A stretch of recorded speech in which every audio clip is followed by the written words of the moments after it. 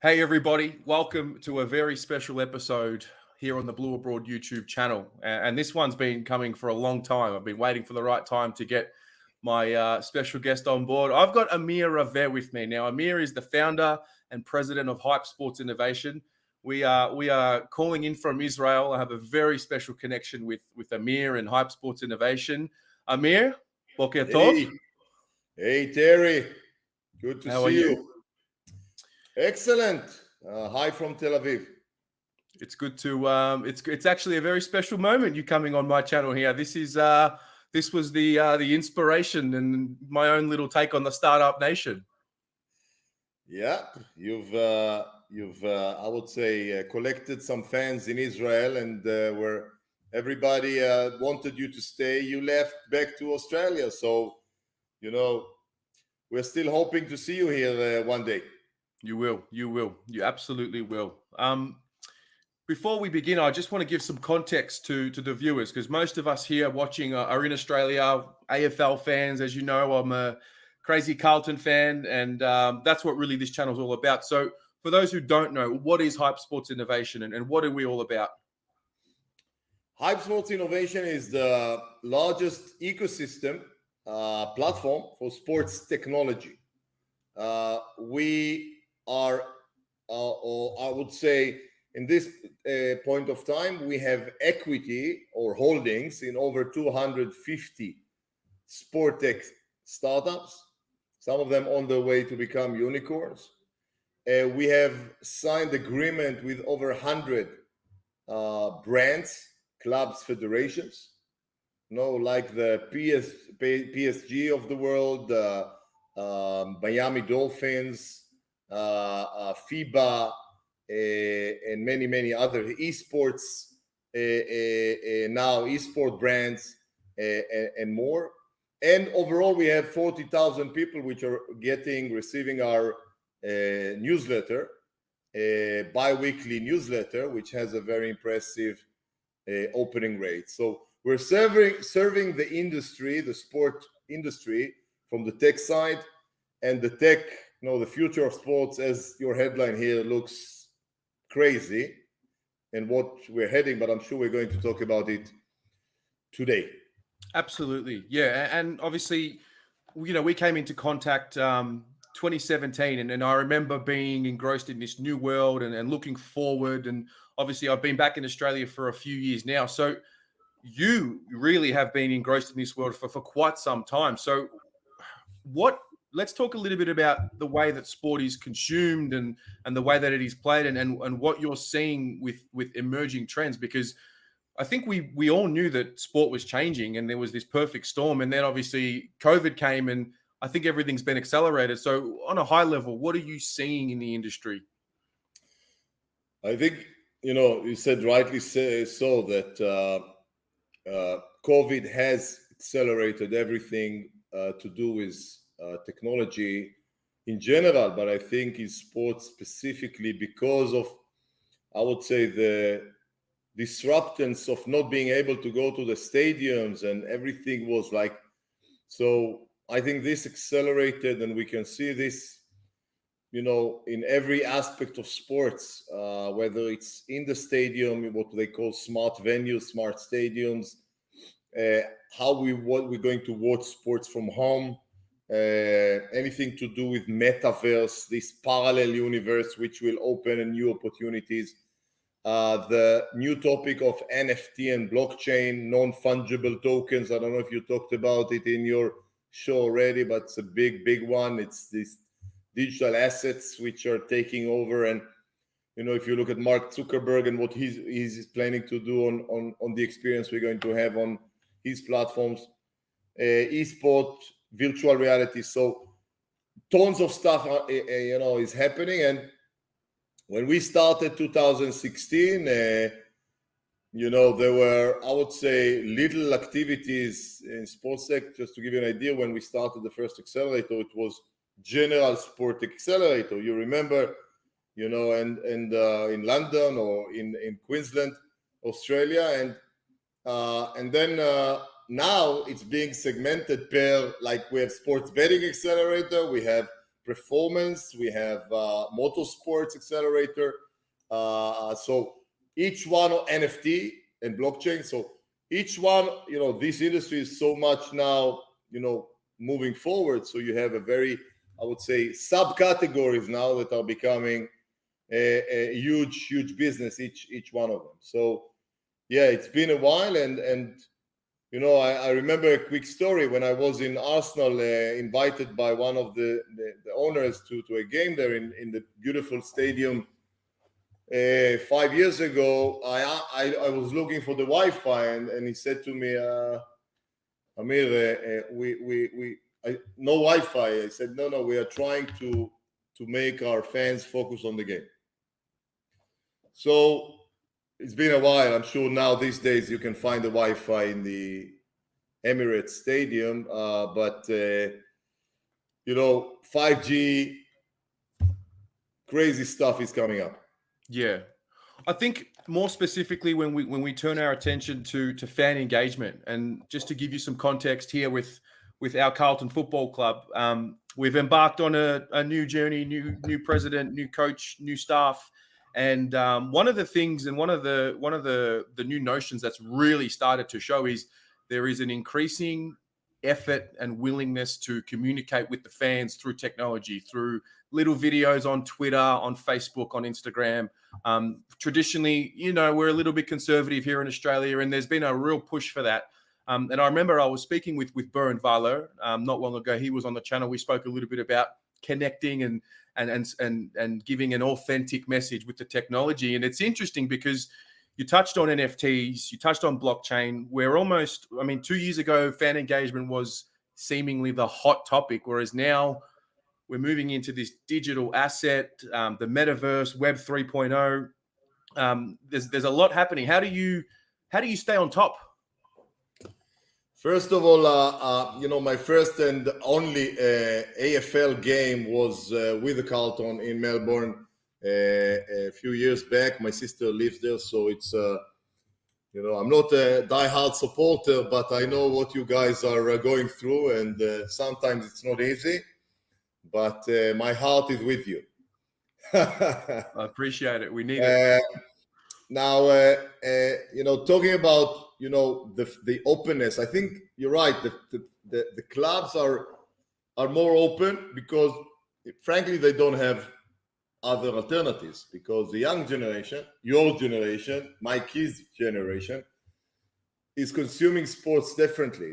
You are on your Twitter, you have everything open, you need second screen, you want all the data, you want to see all the stats, you want to bet, you want to have your fantasy team, everything is now integrated. So if the club wants to stay behind, good luck, but they want to be engaging with the young generation. They have so some of them are more proactive than others. Also, I like the idea. When we started a few years ago, you remember, it was difficult to get the club's attention. Mm-hmm. They were like a little bit, we are Paris Saint-Germain. We are, I would say Miami Dolphins, the Golden State Warriors of the world, the Manchester United, Liverpool. We know everything. All the startups are knocking on our door. What the hell can we, the money is pouring in. What? Now, and you can try to imagine what the reasons are, there is a different level of listening, and I will even maybe go further and say there is a different level of, I would say, humbleness. We don't know everything anymore. We want to learn, especially now with the NFT and blockchain and with the COVID, which I think, pushed the carpet below where we stand. So, and this is good because, we've just created a new NFT forum for blockchain. We had like 60 clubs fighting for 30 spaces. We had just 30 spaces because we want to keep it intimate. Suddenly, everybody wants to be part of it, want to learn, more open, investing money in that. How can we now compensate for what we lost and be up to speed and learn what's new and learn from other clubs? So personally, I think this is good for the fans because more technologies will come up, more experiences. And there already you'll be able to put your phone when you sit in the stadium and see a virtual reality giant coming. If you want, I can share some examples here, maybe later on of videos, or I can give you the links. You can see some amazing startups doing that, so you can see like crazy stuff in the stadium, augmented reality. You'll be able to see stats. You can press on the player and see all the stats as he's running and how many goals he scores this season in the third part of the game and bet on that. You'll be able to see replays in the game. You don't need to call your friend and ask him, was this a real foul? Yeah, you'll be able to see it online. Tons of stuff. There is a lot of, I would say, esport gaming is going to be a lot of coming with traditional sports. I don't know if you saw there is a new game now called drones football, like a Quidditch, Harry Potter game where you have a team and football, but with drones. So a lot is happening, and I think it's pretty cool, pretty fun. And if we can make money on this as well and do good, I think we found our spot. Yeah. I read through the latest PwC survey, which you guys had a feature in there, and you had some involvement with the survey. And one of the things there were a few things that I took away from it. One of the key notions was about gamifying content and gamifying the experience, because you've got these kids now. I mean, I'm 30, so I'm still a kid, but I'm not as young as what I once was. But, yeah, 30. Big boy now. I knew you when you were 20, 25, I think. So yes, that's right. 30. Wow. So you've got the wrong side of the 30s. Well, I like to think I'm a fountain of youth, Amir. Okay. But there was a notion of the 12-year-old to 15-year-old at the moment. They're starting to have their memories and they're starting to pick their experiences. And for us here in Melbourne, in Australia, with Carlton specifically, or just with footy, your family will pass down the team that you follow. But their attention is really on one of two things. It's either their sports team or it's their favorite streamer, gamer, whatever the case may be. So I think this has something to do with why clubs, federations, and just sporting events in general want to gamify this, because you've got a very young audience who are at risk of losing. Absolutely. And you want to be able to find a way to their heart and to identify where they are, where does they spend their time. I had a call with one of the founders of ESL, which is one of the biggest esport platforms. Like 20 years ago, they started esport before anybody even thought, there is something like that. And he told me, Amir, my son is 17 years old. I asked him, let's go to the mall, I'll buy you a Nike shoes. And he said, I prefer to have the money to buy my special hat in my profile in Fortnite. And it's not even a question. So for him, for his son, he's hanging out in the virtual world. It's much more important to have his profile there with the right shit, instead of going to the mall now. And so getting to understand, this is for my generation, maybe for you it's easier. For my generation, it's very difficult to understand. Now, as you said, this is a new audience with a new culture and a new way of being and a new way of consuming sports. You can also, imagine that in the future, they want to have everything on their screen in their, Fortnite screen. So they would like to order food. They would like to see TV where everything will happen here. So, why leave the screen if we can get everything to be here? And, this is stuff that, if I'm now the new owner of Carlton, And I would like to make sure that in 10 years' time, we will have a continuing to have a growing number of new crowds joining us and any other team. There has to be some elements that you take care of, some actions. Do you have an esport team? Do you have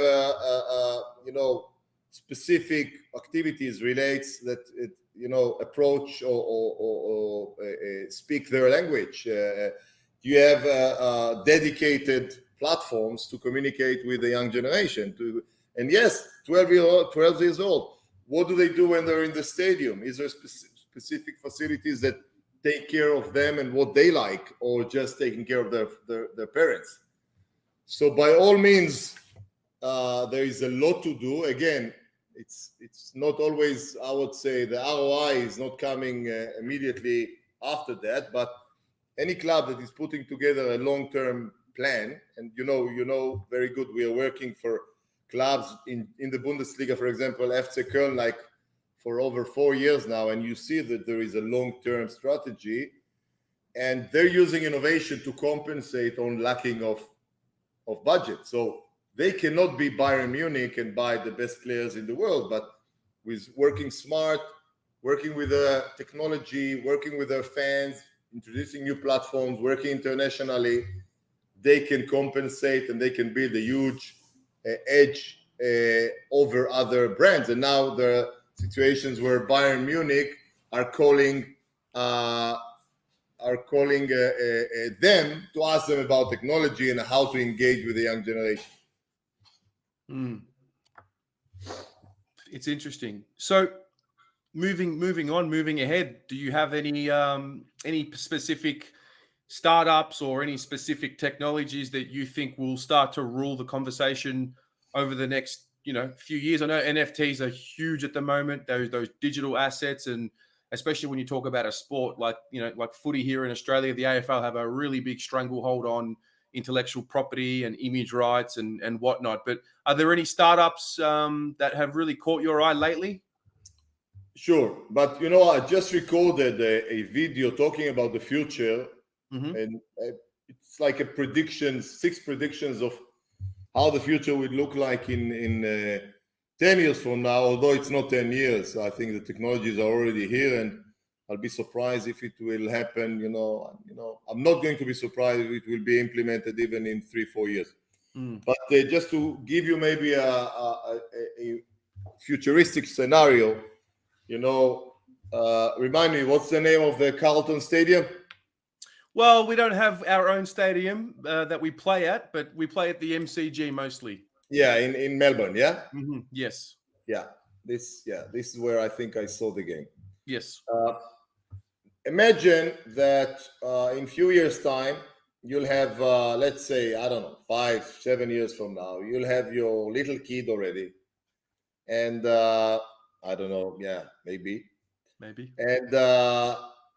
And then you will go to a Carlton game. Now, the process will be like this. You will invite the autonomous car, which will come to pick you up and your son. The seats will be your seats, because it's an autonomous car, your seats will be in front of each other, yeah? So different setup of the car. There will be a lot of, I would say, activities in the car, it's a new industry now of engaging, because, in the future, if I now need to, I don't know, drive all the way to, in Australia, I can drive for a day, 2, or whatever, no problem, because it's an autonomous car. There will be a new, I would say, entertainment industry of what do I do with my family during this time? Games, and imagine, yeah, this is big business. But anyway, entertained on the way, I'm going to go through security in the car. No queues and, wasting time queuing to get into the MCG. Going through this, the car will go into the stadium and put you straight, very close to your seat. You go to your seat. The food will not be, you of course will order the food here, but you don't need to go anywhere. The food will come under your seat. or through a drones, which because of 5G will be now very accurate. So in a certain centimeters, they can come and give you the food exactly to you. Now, when you watch the game, you'll get a special glasses when you come in, so you can get all the statistics, you can see replays. You'll have these smart glasses, which gives you a virtual reality experience. The whole experience in the stadium will be wow. You can see history, games, everything is a full entertainment program, which will be either glasses or even lenses, which you can put. And there is a startup now in Silicon Valley raised 150 million to put everything in the lens, all the technology. Now you would be able also through lenses to put your father to watch the game with you, although he's watching it from home. He will feel like he's with you and your son, and you will see him as if he's like a VR glasses. He will be like here, and you can kick each other and watch the game together. Now maybe one of your friends will watch it from home and will be able to have a special platform where he's inviting all the friends to see the game together as we are now, and we can talk about the game and see the game together. Also, there will be an option in the halftime.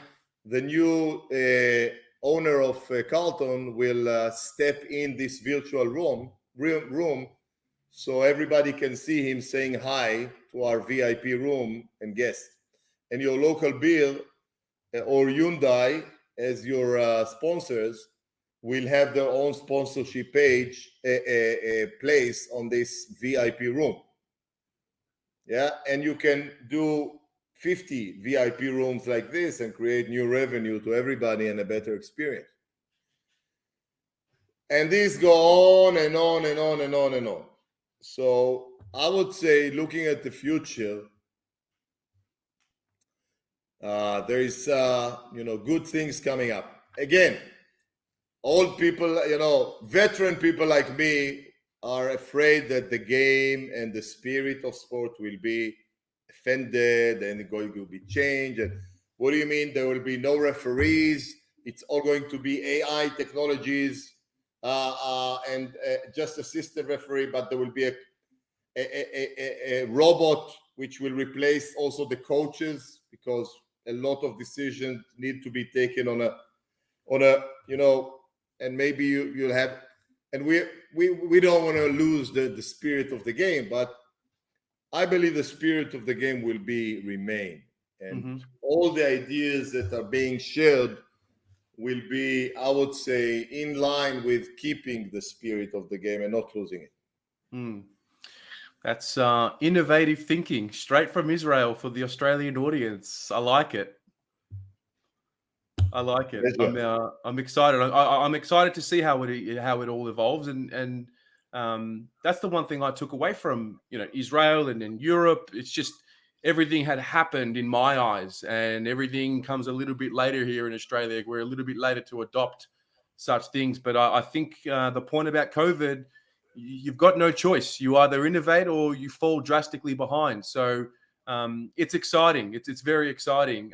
Before I let you go, I want you to just let us know for those watching, where can we stay up to date with the tech news? I can put a link in the description for maybe the newsletter. Where can we stay up to date with you guys? Again, there is a newsletter that's summing up and putting together all the new sport tech news every 2 weeks. So yeah, we can, you can take it. It's on our website, hypesportsinnovation.com, and if you want to put the link below, it will be great.